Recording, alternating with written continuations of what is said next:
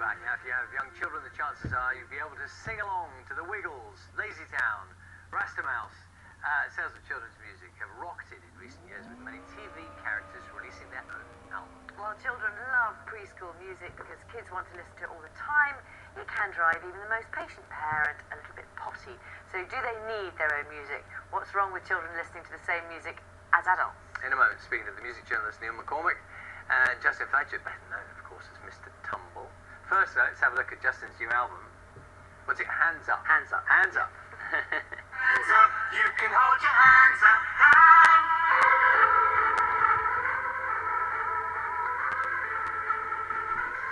Hey, how you doing? There's a party starting here. Won't you come and join the ride? 'Cause we wanna get together. Hey, everybody, you'll be part of the gang. Gonna dance like crazy. So let's dance. Anyone can never see those moves. Clap your hands. Stamp your feet. Come on. Hands up. You can hold your hands up. Gotta put your hands up. Come on, hold your hands up. Oh, I'm watching very good. Just to check, your foot wasn't tapping there. Mr Tumble goes techno. Parents of Britain are going, oh no. Neil, what's wrong with that? Come on. Before we ask Mr Tumble, Well, you know, what's wrong there's with nothing that? wrong with children's music, except that the biggest problem is that the parents have to listen to it too. And I don't really think we need different music for our kids. I mean, I won't have that filth in the house to quote the Daily Mail. Must we fling this filth at our pop kids? You know, music, I think, is one of the things that you don't have to dumb down. You know, put a kid in front of Mozart and watch what happens to their face. So I know these songs are lovely. I feel like a playground bully. I mean, who could pick up? I know, you can't be nasty to I Mr. don't Tumble. want to hear it. I think Mr Tumble could look after himself. Justin, tell us a little bit. I mean, I'm fascinated straight away. I'm fascinated. I bet you like lots of.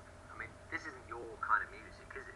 Well, what I do is a lot of festivals now, family festivals, very popular, and so we ask the children, which songs that are their favourite songs, and this goes back to nursery rhymes and traditional songs, and they're still sung with much love and with families. So with on the new album, we've got a lot of action songs because kids love head, shoulders, knees and toes, and if you're happy and you know it, and they like to have a dance and a boogie, and so we just.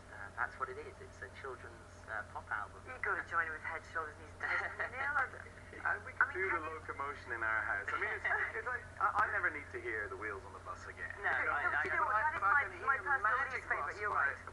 By the Who. And what I find, see, in our house, I just took a policy. I'm going to play the Beatles. I'm going to play the Who. I'm going to play the Dave Bowie. It's music of colour.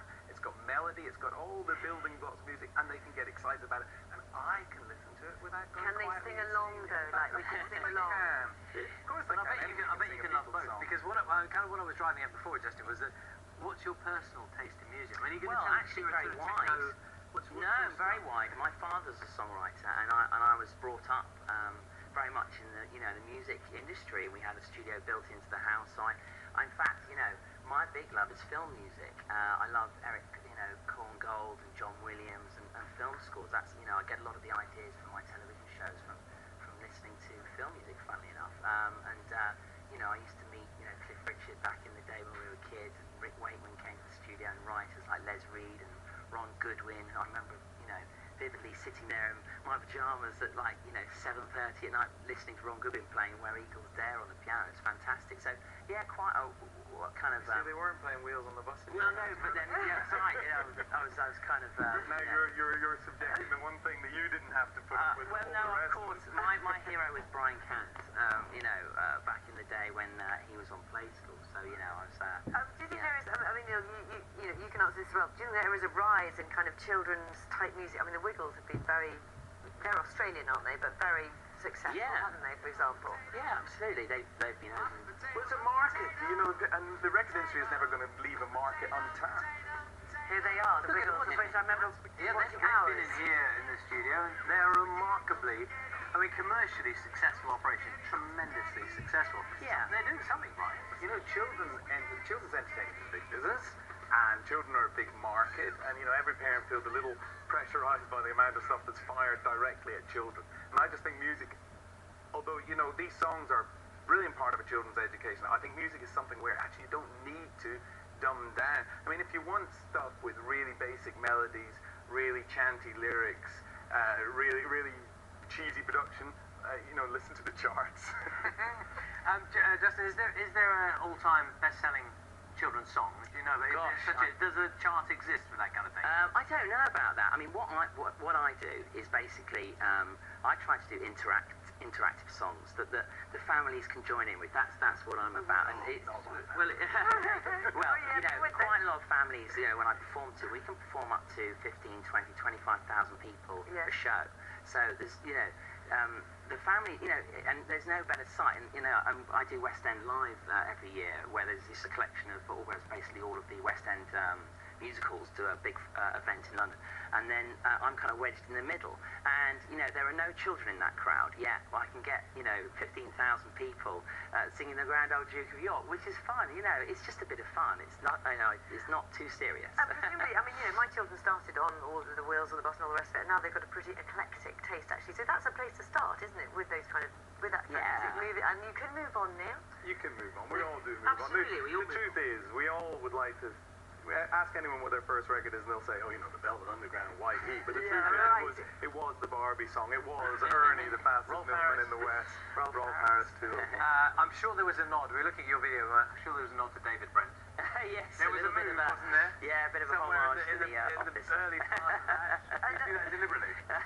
No, I think we just, you know, we shot the video for a full day, so they've just picked bits and pieces. And it must be, just a quick one for you, it must be pretty difficult being you now. You are so massively famous amongst lots of people who are very small. They must love seeing you. Well, you know what, I enjoy what I do. You know, quite often people use children's television as a stepping stone to other things, and I really love it. I've been going 17 years now. So they will be glad to hear that. Love to see you both here tomorrow. Thank you very much. Thank you. And I'm sure, Neil, we'll get a free copy of this. We can rate It's out right now. That's it for today. We will be back at 6 tomorrow morning. Enjoy your weekend. We will both be there.